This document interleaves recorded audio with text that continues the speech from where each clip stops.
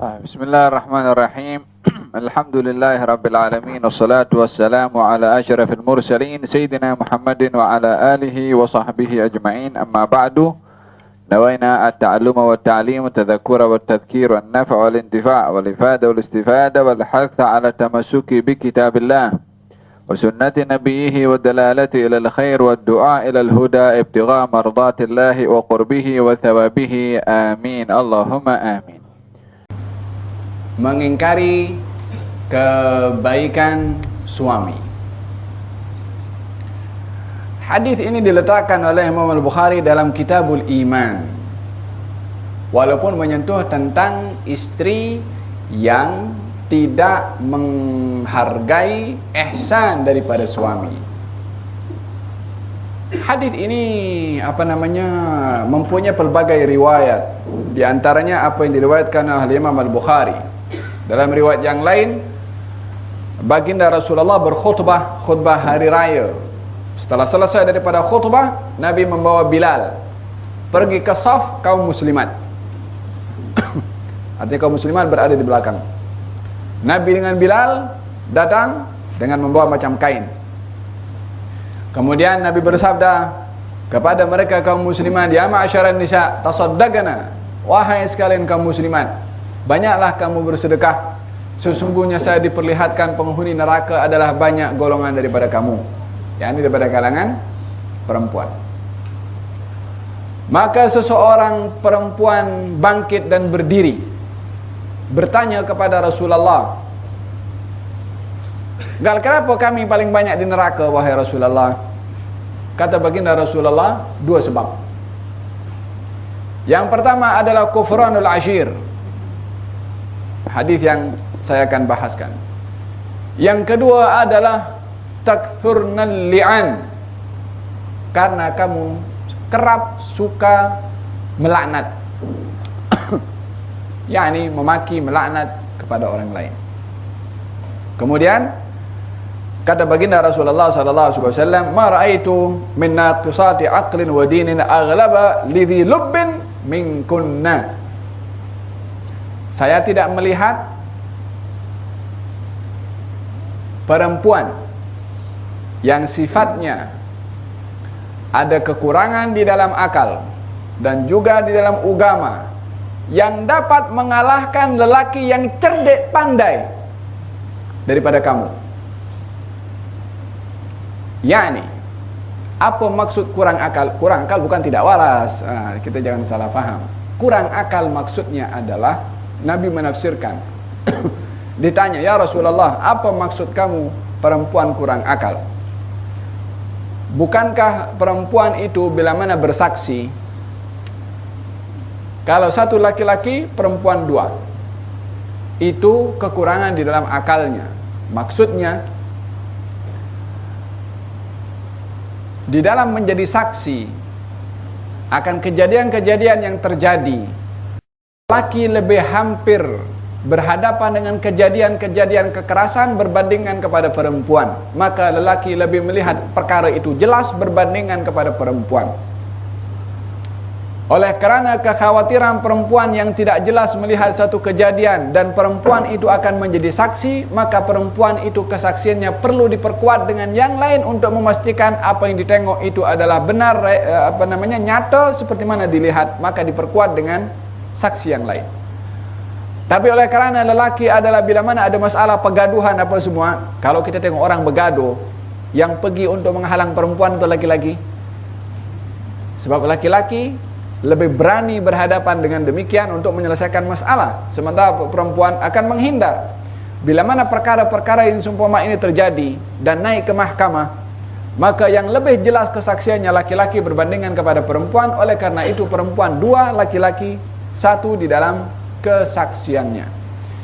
Jadi Nabi menafsirkan maksud daripada kekurangan di dalam akal itu adalah di dalam kesaksian sahaja, bukan di dalam otak, bukan di dalam cara berfikir. Karena cara berfikir adalah semua diberi kekuatan oleh Allah Subhanahu wa taala yang berbeza yang berbeza-beza, baik antara laki-laki dengan laki-laki atau perempuan dengan perempuan atau laki-laki dengan perempuan. Adapun yang dimaksudkan adalah naqisatu aqlin wa din, kurang dalam akal dan agama.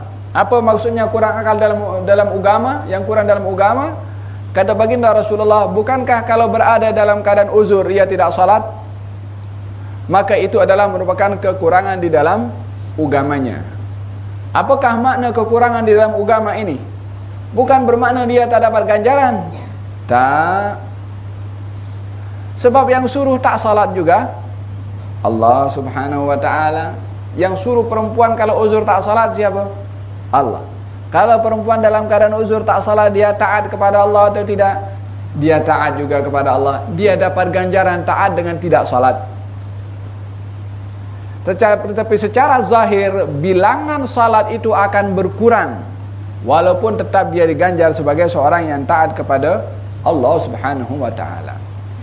Akan tetapi peranan perempuan itu, kata baginda Rasulullah, mengalahkan lelaki yang cerdik pandai. Baik dalam, kalau seorang perempuan, lebih-lebih lagi kalau perempuan itu salihah. Apa kurang kejamnya Firaun yang membunuh ramai daripada bayi-bayi Bani Israel? Siapakah menyelamatkan Nabi Musa? Istrinya Firaun. Istri Firaun tengok bayi Firaun dah nak ambil, kata istrinya, qurratu ainin li walak, buah hati aku dan engkau. Tak jadi dibunuh oleh Firaun. Dapat mengalahkan walaupun kejamnya macam Firaun. Bukhtanasar, tahu Bukhtanasar? Raja Persia dahulu yang membantai ramai daripada bangsa Yahudi. Ditawan ramai juga daripada bangsa Yahudi. Seorang Yahudi ingin melakukan hilah. Ini Bukhtanasar memang dikenal dengan kejamnya. Macam mana untuk menyelamatkan bangsa Yahudi?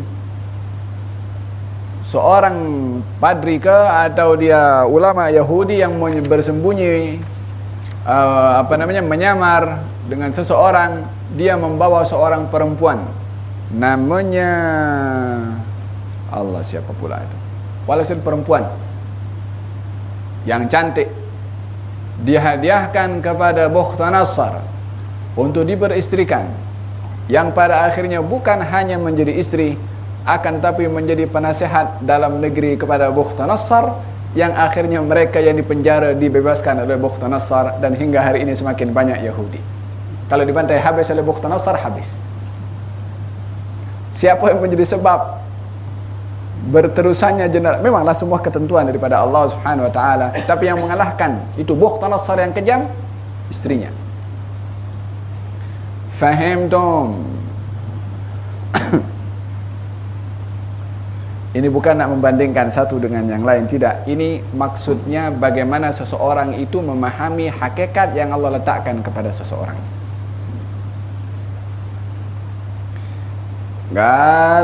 Kata baginda Rasulullah sallallahu alaihi wasallam, uritu, saya diperlihatkan di dalam neraka adalah ramai daripada kamu semua.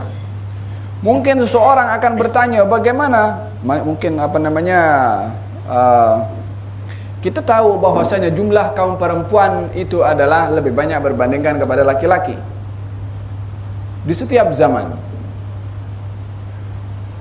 Bila mana Nabi memberitahukan bahwasanya penghuni di neraka ramai daripada perempuan, yang dimaksudkan adalah perkara yang sama juga penghuni dalam syurga yang ramai juga daripada perempuan. Oleh kerana jumlah bilangan yang ramai di satu tempat, perkara yang sama juga ramai di tempat yang satu lagi, disebabkan memang jumlah perempuan itu adalah ramai.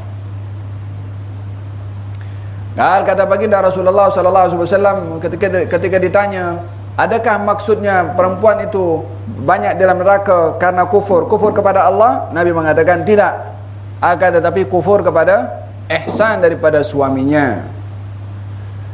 Al-Imam Al-Bukhari meletakkan tajuk kufran, kufur, yang walaupun bukan bermakna di sini kufur keluar daripada agama, adalah ingin menyentuh tentang seseorang itu bila mana melakukan taat, ketaatan itu nilainya sama dengan iman, sama juga kalau seseorang berbuatan maksiat, maksiat itu nilainya sama dengan kufur.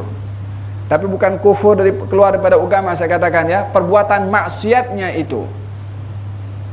Sebagaimana taat itu adalah bahagian daripada iman, maksiat itu adalah identik dengan lawan daripada iman adalah kufur. Tapi kufur, ada kufur nikmat, ada kufur maksiat, ada kufur kepada Allah Subhanahu wa ta'ala. Maka tidak mudah seseorang untuk mengatakan kafir itu adalah bermakna keluar daripada agama. Dan ini menyentuh tentang bagaimana besarnya hak suami di dalam agama. Oleh sebab itu, baginda Rasulullah ketika menunjukkan tentang kedudukan suami di sisi istri, dan ini adalah merupakan hak-hak yang memang dibagikan oleh Allah mengikut keadaan. Secara keseluruhan, hak yang paling besar setelah Allah adalah hak Nabi Muhammad SAW dari segi keimanan. Adapun hak yang paling besar bagi seorang anak setelah menyembah kepada Allah adalah orang tua. Hak yang paling besar antara perhubungan suami istri adalah hak suami. Hak yang paling besar kepada seorang yang menjadi hakim adalah hak rakyatnya. Dan begitu seterusnya mengikut keadaan apa yang kita ditempatkan oleh Allah. Ada orang yang mempunyai hak yang utama kepada kita.